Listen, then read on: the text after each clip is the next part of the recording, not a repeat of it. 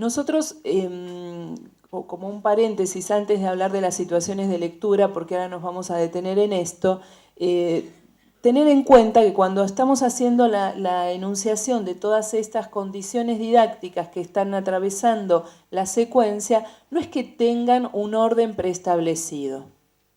No es que primero tiene que ir el experimento, después una situación de lectura, después una elaboración de representaciones. No, nosotros por lo menos no queremos comunicárselos a ustedes así. Queremos compartir con ustedes que estas son las condiciones para nosotros interesantes que permiten sostener una secuencia rica y que el modo de ensamble de estas, digamos, de estas situaciones depende de cuál es el contenido. Por eso es tan difícil comunicar una secuencia y que esta secuencia se replique también, porque depende de muchas condiciones institucionales del grupo. Entonces hay que poder valorar qué es lo más interesante como punto de partida. ¿Se parte de un texto de divulgación o se parte de una discusión a partir de un fenómeno que se empieza a observar y a generar como algún intercambio?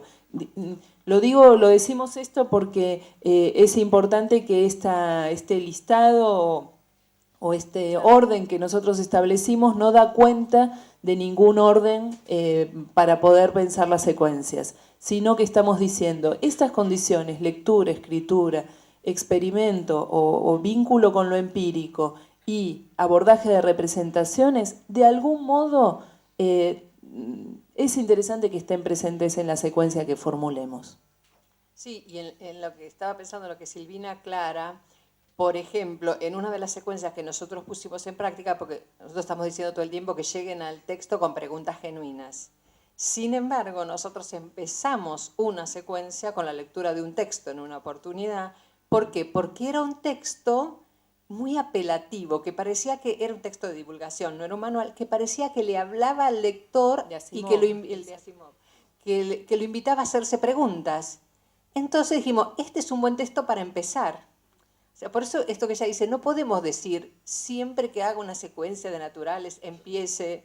La verdad que es más nos interesa comunicar por eso las condiciones didácticas, estas concepciones de cómo enseñar, de problematización, de propósito lector. Después uno tendrá que armar esa ingeniería, ¿no? para cada contenido que selecciona. Pero en ese caso, la verdad que empezamos con un texto porque ese texto podía cumplir muy bien la función de problematizar, y llegar después a un texto expositivo con preguntas. No, perdón, Adri, y de instalar una pregunta que era muy difícil si no instalarla. ¿Cómo está concebida la materia? ¿Cómo está constituida la materia? ¿Es posible además partir de manera indefinida un determinado material? Bueno, esta pregunta, si se plantea así inicialmente, no hay ningún contexto desde el cual se pueda pensar e incluso concebirla, es decir, hasta es inimaginable. Entonces, por eso el texto de Asimov que encontramos en su momento, después de buscar bastante, nos permitió que pudiera apelar a los alumnos en relación a, bueno, que genera esta misma pregunta, porque además la planteaba de una manera muy directa. Decía, usted puede repartir un puñado de piedritas, después toma un puñado y lo vuelve a partir, y toma uno y lo vuelve a partir, hasta que se encuentra con uno. ¿Y lo puede seguir partiendo? Sí, usted lo puede seguir partiendo. O sea, era un texto que uno era muy apelativo, ¿no? Uno se enganchaba con ese texto y decía, bueno, lo puede partir. ¿Y hasta cuándo lo va a poder seguir partiendo, no? Bueno, retomamos así algunas palabras acerca de la concepción de lectura. Leer es construir significado en la interacción entre un sujeto que lee y un texto escrito, ¿no? Pensar en construir significado específicamente en el área de ciencias naturales, no es digamos, nada liviano lo que estamos diciendo, porque sabemos que los conceptos del área son complejos, que tienen a veces una divulgación no muy rigurosa, que los maestros no tenemos una excelente formación justamente en el área, que por eso le tenemos bastante miedo, que tratamos de enseñar poco por no meter la pata, ¿no es cierto? O sea, tenemos toda una historia, ¿no?, con el área. Entonces, si leer es construir significado en la interacción entre un sujeto que lee y un texto escrito, cómo acompañar a ese sujeto que lee para que construya ese significado, ¿no? Que sería el significado que nosotros pensamos que debería construir en función de lo que le queremos enseñar. Eso es un problema, claramente es un problema.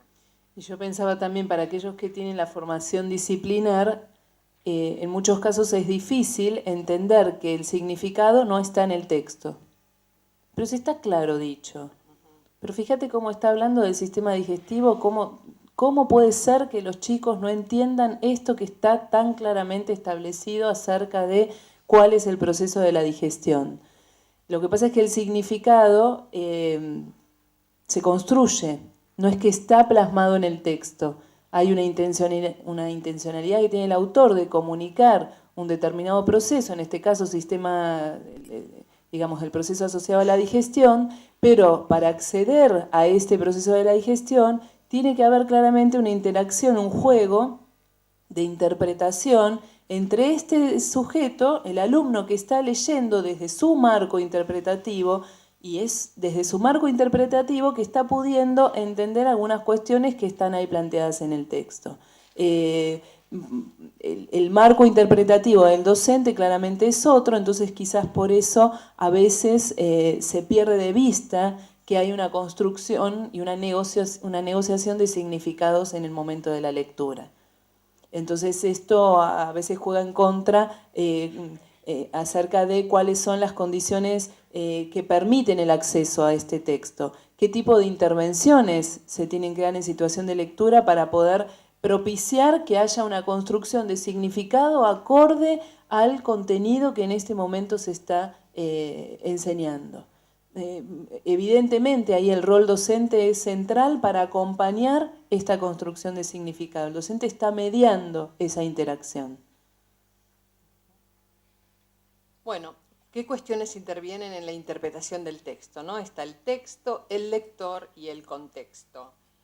Bueno, antes de pasar al texto que ustedes lo tienen ahí fotocopiado, porque ya nos pasó la última vez, una vergüenza que ustedes no podían leer casi nada de lo que nosotros teníamos, dijimos esta vez no nos va a pasar y fotocopiamos algunas cosas las que necesitamos. Específicamente un sujeto que es un alumno, ¿no es cierto? Que es un alumno de 7º grado en este caso, que está leyendo sobre el tema de la discontinuidad de la materia. Cuando hablamos del contexto, estamos hablando de, obviamente, de la secuencia didáctica, uno podría decirse, estamos hablando del aula, de la clase, pero también estamos hablando de la institución, ¿no?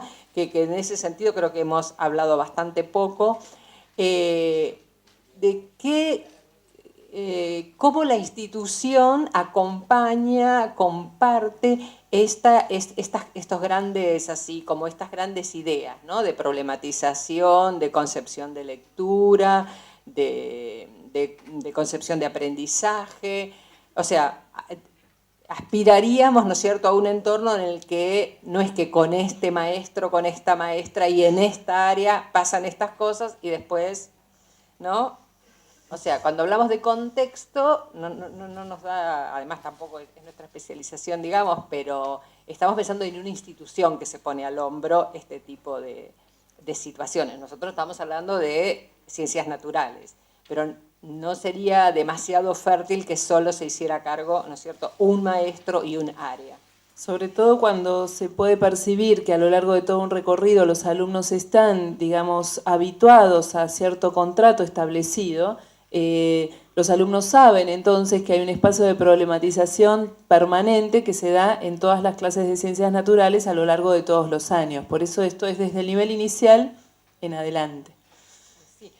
Como profesora de práctica lo vivo muchísimo cuando los residentes van a la escuela y encuentran los chicos sentados uno detrás del otro, cuando los chicos están... Ponemos la fecha, lo primero que le preguntan cuando el residente quiere empezar a dar la clase, y el título, y no vamos a hacer nada. Y yo le digo, tenés que instalar la conversación, y los chicos están así, ¿no? Como diciendo, hoy no pasó nada, y el residente quiere que hablemos nada más. O sea, y es así, yo a veces digo, bueno, es muy disruptivo, trato de alentarlos, ¿no? Es muy disruptivo lo que ustedes traen, hay que tolerar que los chicos son alumnos y vienen trabajando de una manera, Porque a veces también cuando nosotros hacemos alguna sugerencia, algún grupo ya de maestros también dice, ay, pero no funcionó, ¿no? Y a veces, primero que es una expresión de todos, ¿no? No funcionó, pero no sabemos bien qué quiere decir y que los chicos no se hayan involucrado de primera, ¿no? En este tipo de situaciones no es índice a veces, o a veces sí, ¿por qué no?, de que la situación diseñada no es potente. A veces es índice de que estamos yendo con algo muy distinto, que los alumnos no están dispuestos a hacer ese cambio tan rápido, no le encuentran el porqué de golpe esta hoy quiere que seamos, ¿no? Entonces son situaciones que para instalarlas lleva su tiempo, ¿no? Y a veces puede ser que haya errores en el diseño, pero muchas veces estamos como salteando lo que es este paso de un cambio, ¿no?, en la propuesta de enseñanza, que los chicos se resisten, la verdad que sí, se resisten. Y además convengamos que enseñar así es más trabajo para los chicos. O sea, los chicos están acostumbrados también a copiar, ¿no es cierto?, a buscar la respuesta en el texto, que más o menos según cómo empieza la pregunta ya sé dónde está. Y esto como es otro tipo de esfuerzo. Entonces hay resistencia, la verdad que sí. Pero una vez que entran en esto, la verdad que nosotros al menos nos hemos ido muy satisfechas de todas las secuencias que hemos puesto justamente por el apasionamiento que genera, ¿no? Como que después se apasionan mucho, se entusiasman mucho.